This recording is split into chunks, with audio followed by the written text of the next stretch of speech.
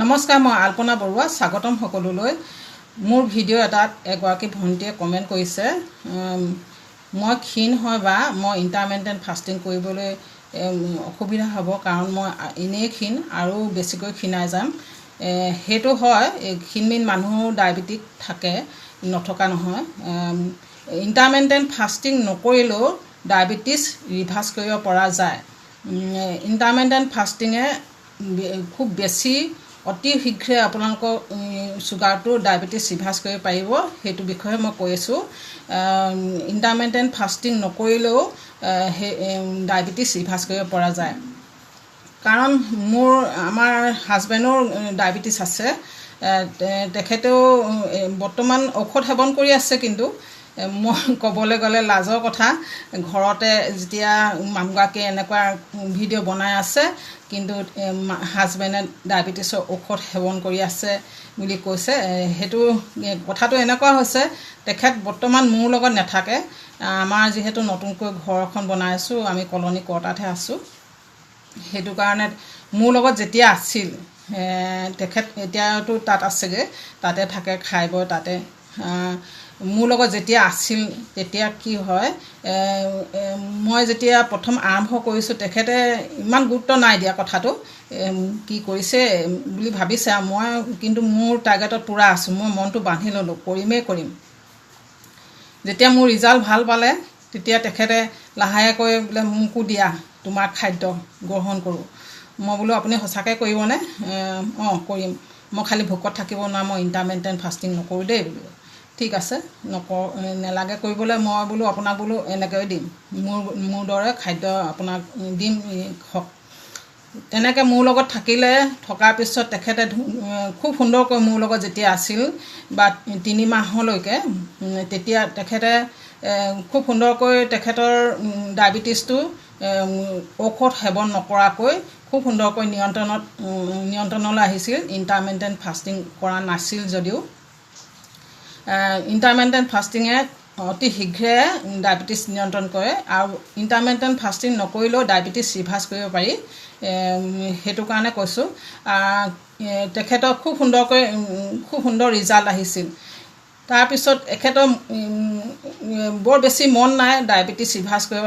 যেনেকৈ মোক বহুতে কমেণ্ট কৰি আছে, দৰৱ খাই আছোঁ, ডায়েবেটিছটো হেৰি হৈ আছে, কণ্ট্ৰল হৈ আছে বুলি মোক কমেণ্ট বহুতে দি আছে। এইবোৰ এনেই মাথা মাৰি আছে, আপুনি এনেই মাথা গৰম কৰি আছে বুলি কৈছে। তেনেকৈ আমাৰ এখেতেও ভাবিছে, সেই নিজৰ মনটো ডাঠ কৰি লোৱা নাই। যেতিয়া ওলাই গ'ল, ঘৰ বনাবলৈ বুলি কাম আৰম্ভ কৰিবলৈ গ'ল, তেতিয়া তেখেতে যি টি খাব ধৰিছে, আৰু নিজৰ ইচ্ছামতে মইতো পিছে ক'বহে পাৰোঁ, ল' কাৰ্বহাইড্ৰেট খাদ্য গ্ৰহণ কৰক বুলি। কিন্তু তেখেতে যেতিয়া নিজে মনটো বান্ধি লোৱা নাই, মই জোৰ জবজ কৰি তেখেতকতো হেৰি কৰিব নোৱাৰোঁ ন। যি টি খাই থাকে, চবেই বস্তু খাই দিয়ে, আকৌ তেনেকৈতো নহ'ব। তেনেকৈতো চুগাৰটো বাঢ়ি যাব, আৰু ঔষধো সেৱন কৰে বাঢ়ি যাব। তেতিয়া সেইটো কাৰণে ক'লোঁ, আপুনি ঔষধ সেৱন কৰক, বাদ দিয়ক আপুনি চুগাৰ ডায়েবেটিছ ৰিভাৰ্ছ কৰিবলৈ। যি হয়, যদি মই আপোনাক কওঁ নাখাব, ঔষধ নাখাব বুলি কৈ থাকোঁ, তেতিয়াহ'লেতো আপুনি ইবোৰ বস্তুও খাই দিয়ে, ডায়েটটো মেইনটেইন নকৰে। সেইটো কাৰণে খাবলৈ দিওঁ। এতিয়া বৰ্তমান তেখেতে ঔষধ সেৱন কৰি আছে। সঁচা মানুহ সঁচা কথা কৈ দিছোঁ মই। সেইটো কথা আপোনালোকক সেইটো কাৰণে ভণ্টি কমেণ্টত মই ৰিপ্লাই দিয়াৰ আগতে কৈছোঁ, ইণ্টাৰমিটেণ্ট ফাষ্টিং নকৰিলেও ডায়েবেটিছ ৰিভাৰ্ছ কৰিব পৰা যায়। ইণ্টাৰমিটেণ্ট ফাষ্টিং কৰিলে, মোৰ যিহেতু ৱেইট বেছি আছিল, মই সেইটো কাৰণে ইণ্টাৰমিটেণ্ট ফাষ্টিং কৰিছিলোঁ। আৰু ইণ্টাৰমিটেণ্ট ফাষ্টিং কৰিলে অতি শীঘ্ৰে, খুব সোনকালে আপোনাৰ ডায়েবেটিছ ৰিভাৰ্ছ হ'ব। ইণ্টাৰমিটেণ্ট ফাষ্টিং নকৰিলেও আপুনি ল' কাৰ্বহাইড্ৰেট খাদ্য গ্ৰহণ কৰি নিয়মীয়াভাৱে আপুনি এক্সাৰচাইজ যদি কৰে বা খোজকাঢ়ে, 30-45 মিনিট আপোনালোকে খোজকাঢ়ে, তেনেহ'লে খুব সুন্দৰকৈ আপোনাৰ ডায়েবেটিছ ৰিভাৰ্ছ হ'ব। অলপ টাইম লাগিলেও তাৰমানে আপোনালোকৰ ডায়েবেটিছ ৰিভাৰ্ছ হ'ব। সেইটো কথা মই একদম আপোনালোকক চিয়'ৰ ক'ব পাৰোঁ, কাৰণ আমাৰ এখেতৰ ডায়েবেটিছ খুব সুন্দৰকৈ নিয়ন্ত্ৰণ হৈ গৈছিলে। আৰু মই যদি এতিয়া যি টি খাই দিওঁ, মানে ল' কাৰ্বহাইড্ৰেট যিটো খাদ্য গ্ৰহণ কৰি আছোঁ, নেখাওঁ যদি ভাত, ঘেঁহু আটা, ৰুটি আদি হোটেলৰ মিঠাই চিঠাই খাই দিওঁ, এতিয়াও মোৰ ডায়েবেটিছটো আকৌ হৈ যাব। কাৰণ ডায়েবেটিছ ৰিভাৰ্চেবল হয়, কিন্তু কিয়ৰ নহয়। ডায়েবেটিছ ৰিভাৰ্চহে কৰিব পাৰি। খাদ্য তালিকা যদি আকৌ মই আগৰ নৰ্মেল খাদ্য গ্ৰহণ কৰোঁ, তেতিয়াহ'লে মোৰ আকৌ ডায়েবেটিছ হ'ব। আৰু লগতে মোৰ যেতিয়া মই ডায়েবেটিছ ৰিভাৰ্চ কৰিছিলোঁ, তেতিয়া দেখিলোঁ মোৰ হাই ব্লাড প্ৰেছাৰো আছিল। হাই ব্লাড প্ৰেছাৰো নিয়ন্ত্ৰণ হৈ গ'ল। সেইটো কাৰণে মই ভাবিলোঁ প্ৰেছাৰ মেচিনটো আনি ল'লোঁ। সদায় দেখোঁ যে মোৰ ডায়েবেটিছটোৰ লগতে হাই প্ৰেছাৰো নৰ্মেল হৈ গ'লচোন। ৱেটো লছ হ'ল, হাই প্ৰেছাৰো নৰ্মেল হৈ গ'ল, আৰু লগতে ডায়েবেটিছো নৰ্মেল হৈ আহিলে। ব্লাড চুগাৰটো যিটো ব্লাড চুগাৰ সেইটো নৰ্মেল জুখিলে গ্লুক'মিটাৰ জোখোঁ, সেই তেনেদৰে নৰ্মেল দেখোঁ। তেনেহ'লে মই তেতিয়াহে গম পাইছোঁ হাই ব্লাড প্ৰেছাৰো ডায়েট মেইনটেইন কৰিলোঁ, হাই ব্লাড প্ৰেছাৰো নিয়ন্ত্ৰণ হৈ আহে। বৰ্তমান মই হাই ব্লাড প্ৰেছাৰ ঔষধ নাখাওঁ। মই আগতে টেলিজাৰ্ট 40 বুলি হাই ব্লাড প্ৰেছাৰ ঔষধ খাই আছিলোঁ। ডায়েবেটিছৰ লগতে ডায়েবেটিছ আৰু হাই ব্লাড প্ৰেছাৰ ককাই ভাইৰ দৰে এটা হ'লে মানে ইটো আহিয়ে পৰে লগতে। সেইটো কাৰণে আপোনালোকক জনালোঁ, ইণ্টাৰমিটেণ্ট ফাষ্টিং নকৰিলেও আপোনালোকে ডায়েবেটিছ খুব সুন্দৰকৈ ৰিভাৰ্চ কৰিব পাৰিব। আৰু বিশেষ নকওঁ, ধন্যবাদ। আজিলৈ আহিছোঁ। নমস্কাৰ, মই আল্পনা বৰুৱা। স্বাগতম সকলোলৈ। মোৰ ভিডিঅ' এটাত এগৰাকী ভণ্টীয়ে কমেণ্ট কৰিছে, মই ক্ষীণ হয় বা মই ইণ্টাৰমিটেণ্ট ফাষ্টিং কৰিবলৈ অসুবিধা হ'ব, কাৰণ মই এনেই ক্ষীণ আৰু বেছিকৈ ক্ষীণাই যাম। সেইটো হয়, ক্ষীণমিন মানুহো ডায়েবেটিক থাকে, নথকা নহয়। ইণ্টাৰমিটেণ্ট ফাষ্টিং নকৰিলেও ডায়েবেটিছ ৰিভাৰ্চ কৰিব পৰা যায়। ইণ্টাৰমিটেণ্ট ফাষ্টিঙে খুব বেছি অতি শীঘ্ৰে আপোনালোকৰ চুগাৰটো ডায়েবেটিছ ৰিভাৰ্চ কৰিব পাৰিব। সেইটো বিষয়ে মই কৈ আছোঁ। ইণ্টাৰমিটেণ্ট ফাষ্টিং নকৰিলেও সেই ডায়েবেটিছ ৰিভাৰ্চ কৰিব পৰা যায়। কাৰণ আমাৰ হাজবেণ্ডৰ ডায়েবেটিছ আছে। তেখেতেও বৰ্তমান ঔষধ সেৱন কৰি আছে, কিন্তু মই ক'বলৈ গ'লে লাজৰ কথা। ঘৰতে যেতিয়া মানুহগৰাকীয়ে এনেকুৱা ভিডিঅ' বনাই আছে, কিন্তু হাজবেণ্ডে ডায়েবেটিছৰ ঔষধ সেৱন কৰি আছে বুলি কৈছে। সেইটো কথাটো এনেকুৱা হৈছে, তেখেত বৰ্তমান মোৰ লগত নাথাকে। আমাৰ যিহেতু নতুনকৈ ঘৰ এখন বনাই আছোঁ, আমি কলনী কোৱাৰ্টাৰতহে আছোঁ। সেইটো কাৰণে মোৰ লগত যেতিয়া আছিল, তেখেত এতিয়াতো তাত আছেগৈ, তাতে থাকে, খাই বৈ তাতে। মোৰ লগত যেতিয়া আছিল, তেতিয়া কি হয়, মই যেতিয়া প্ৰথম আৰম্ভ কৰিছোঁ, তেখেতে ইমান গুৰুত্ব নাই দিয়া কথাটো, কি কৰিছে বুলি ভাবিছে। মই কিন্তু মোৰ টাৰ্গেটত পূৰা আছোঁ। মই মনটো বান্ধি ল'লোঁ, কৰিমেই কৰিম। যেতিয়া মোৰ ৰিজাল্ট ভাল পালে, তেতিয়া তেখেতে লাহেকৈ বোলে মোকো দিয়া, তোমাৰ খাদ্য গ্ৰহণ কৰোঁ। মই বোলো আপুনি সঁচাকৈ কৰিবনে? কৰিম। মই খালি ভোকত থাকিব নোৱাৰোঁ, মই ইণ্টাৰমিটেণ্ট ফাষ্টিং নকৰোঁ দেই বোলো।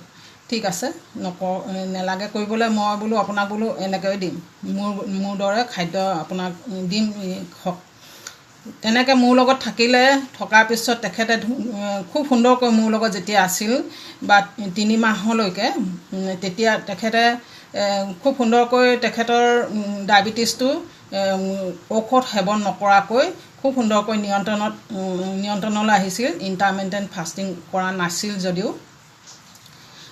ইণ্টাৰমিটেণ্ট ফাষ্টিঙে অতি শীঘ্ৰে ডায়েবেটিছ নিয়ন্ত্ৰণ কৰে, আৰু ইণ্টাৰমিটেণ্ট ফাষ্টিং নকৰিলেও ডায়েবেটিছ ৰিভাৰ্চ কৰিব পাৰি। সেইটো কাৰণে কৈছোঁ।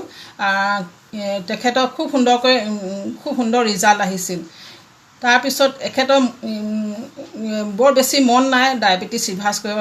যেনেকৈ মোক বহুতে কমেণ্ট কৰি আছে, দৰৱ খাই আছোঁ, ডায়েবেটিছটো হেৰি হৈ আছে, কণ্ট্ৰল হৈ আছে বুলি কমেণ্ট বহুতে দি আছে। এইবোৰ এনেই মাথা মাৰি আছে, আপুনি এনেই মাথা গৰম কৰি আছে বুলি কৈছে। তেনেকৈ আমাৰ এখেতেও ভাবিছে, সেই নিজৰ মনটো ডাঠ কৰি লোৱা নাই। যেতিয়া ওলাই গ'ল, ঘৰ বনাবলৈ বুলি কাম আৰম্ভ কৰিবলৈ গ'ল, তেতিয়া তেখেতে যি টি খাব ধৰিছে, আৰু নিজৰ ইচ্ছামতে মইতো পিছে পিছে ক'বহে পাৰোঁ ল' কাৰ্বহাইড্ৰেট খাদ্য গ্ৰহণ কৰক বুলি, কিন্তু তেখেতে যেতিয়া নিজে মনটো বান্ধি লোৱা নাই, মই জোৰ জবজ কৰি তেখেতকতো হেৰি কৰিব নোৱাৰোঁ ন। যি টি খাই থাকে, চবেই বস্তু খাই দিয়ে, আকৌ তেনেকৈতো নহ'ব, তেনেকৈতো চুগাৰটো বাঢ়ি যাব, চুগাৰটো বাঢ়ি আৰু ঔষধো সেৱন কৰে বাঢ়ি যাব। তেতিয়া সেইটো কাৰণে সকলো আপুনি ঔষধ সেৱন কৰক, বাদ দিয়ক আপুনি চুগাৰ ডায়েবেটিছ ৰিভাৰ্ছ কৰিবলৈ। যি হয় যদি মই আপোনাক কওঁ নাখাব, ঔষধ নাখাব বুলি কৈ থাকোঁ, তেতিয়াহ'লেতো আপুনি ইবোৰ বস্তুও খাই দিয়ে, ডায়েটটো মেইনটেইন নকৰে। সেইটো কাৰণে খাবলৈ দিওঁ। এতিয়া বৰ্তমান তেখেতে ঔষধ সেৱন কৰি আছে, সঁচা মানুহ সঁচা কথা কৈ দিছোঁ মই সেইটো কথা। আপোনালোকক সেইটো কাৰণে ভণ্টি কমেণ্টত মই ৰিপ্লাই দিয়াৰ আগতে কৈছোঁ, ইণ্টাৰমিটেণ্ট ফাষ্টিং নকৰিলেও ডায়েবেটিছ ৰিভাৰ্ছ কৰিব পৰা যায়। ইণ্টাৰমিটেণ্ট ফাষ্টিং কৰিলে মোৰ যিহেতু ৱেইট বেছি আছিল, মই সেইটো কাৰণে ইণ্টাৰমিটেণ্ট ফাষ্টিং কৰিছিলোঁ। আৰু ইণ্টাৰমিটেণ্ট ফাষ্টিং কৰিলে অতি শীঘ্ৰে খুব সোনকালে আপোনাৰ ডায়েবেটিছ ৰিভাৰ্ছ হ'ব। ইণ্টাৰমিটেণ্ট ফাষ্টিং নকৰিলেও আপুনি ল' কাৰ্বহাইড্ৰেট খাদ্য গ্ৰহণ কৰি নিয়মীয়াভাৱে আপুনি এক্সাৰচাইজ যদি কৰে বা খোজকাঢ়ে 30-45 মিনিট আপোনালোকে খোজকাঢ়ে, তেনেহ'লে খুব সুন্দৰকৈ আপোনাৰ ডায়েবেটিছ ৰিভাৰ্ছ হ'ব। অলপ টাইম লাগিলেও তাৰমানে আপোনালোকৰ ডায়েবেটিছ ৰিভাৰ্ছ হ'ব। সেইটো কথা মই একদম মানে আপোনালোকক চিয়'ৰ ক'ব পাৰোঁ, কাৰণ আমাৰ এখেতৰ ডায়েবেটিছ খুব সুন্দৰকৈ নিয়ন্ত্ৰণ হৈ গৈছিলে। আৰু মই যদি এতিয়া যি টি খাই দিওঁ, মানে ল' কাৰ্বহাইড্ৰেট যিটো খাদ্য গ্ৰহণ কৰি আছোঁ, নেখাওঁ যদি ভাত, ঘেঁহু আটা, ৰুটি আদি হোটেলৰ মিঠাই চিঠাই খাই দিওঁ, এতিয়া মোৰ ডায়েবেটিছটো আকৌ হৈ যাব। কাৰণ ডায়েবেটিছ ৰিভাৰ্চেবল হয়, কিন্তু কিয় নহয়, ডায়েবেটিছ ৰিভাৰ্চহে কৰিব পাৰি। খাদ্য তালিকা যদি আকৌ মই আগৰ নৰ্মেল খাদ্য গ্ৰহণ কৰোঁ, তেতিয়াহ'লে মোৰ আকৌ ডায়েবেটিছ হ'ব। আৰু লগতে মোৰ যেতিয়া মই ডায়েবেটিছ ৰিভাৰ্ছ কৰিছিলোঁ, তেতিয়া দেখিলোঁ মোৰ হাই ব্লাড প্ৰেছাৰো আছিল, হাই ব্লাড প্ৰেছাৰো নিয়ন্ত্ৰণ হৈ গ'ল। সেইটো কাৰণে মই ভাবিলোঁ প্ৰেছাৰ মেচিনটো আনি ল'লোঁ, সদায় জোখোঁ, দেখোঁ যে মোৰ ডায়েবেটিছটোৰ লগতে হাই প্ৰেছাৰো নৰ্মেল হৈ গ'লচোন, ৱেটো লছ হ'ল, হাই প্ৰেছাৰো নৰ্মেল হৈ গ'ল, আৰু লগতে ডায়েবেটিছো নৰ্মেল হৈ আহিলে। ব্লাড চুগাৰটো যিটো ব্লাড চুগাৰ সেইটো নৰ্মেল জুখিলে গ্লুক'মিটাৰ জোখোঁ, সেই তেনেদৰে নৰ্মেল দেখোঁ। তেনেহ'লে মই তেতিয়াহে গম পাইছোঁ হাই ব্লাড প্ৰেছাৰো ডায়েট মেইনটেইন কৰিলেও হাই ব্লাড প্ৰেছাৰো নিয়ন্ত্ৰণ হৈ আহে। বৰ্তমান মই হাই ব্লাড প্ৰেছাৰ ঔষধ নাখাওঁ। মই আগতে টেলিজাৰ্ট 40 বুলি হাই ব্লাড প্ৰেছাৰ ঔষধ খাই আছিলোঁ। ডায়েবেটিছৰ লগতে ডায়েবেটিছ আৰু হাই ব্লাড প্ৰেছাৰ ককাই ভাইৰ দৰে এটা হ'লে মানে ইটো আহিয়ে পৰে লগতে। সেইটো কাৰণে আপোনালোকক জনালোঁ, ইণ্টাৰমিটেণ্ট ফাষ্টিং নকৰিলেও আপোনালোকে ডায়েবেটিছ খুব সুন্দৰকৈ ৰিভাৰ্ছ কৰিব পাৰিব। আৰু বিশেষ নকওঁ, ধন্যবাদ, আজিলৈ আহিছোঁ।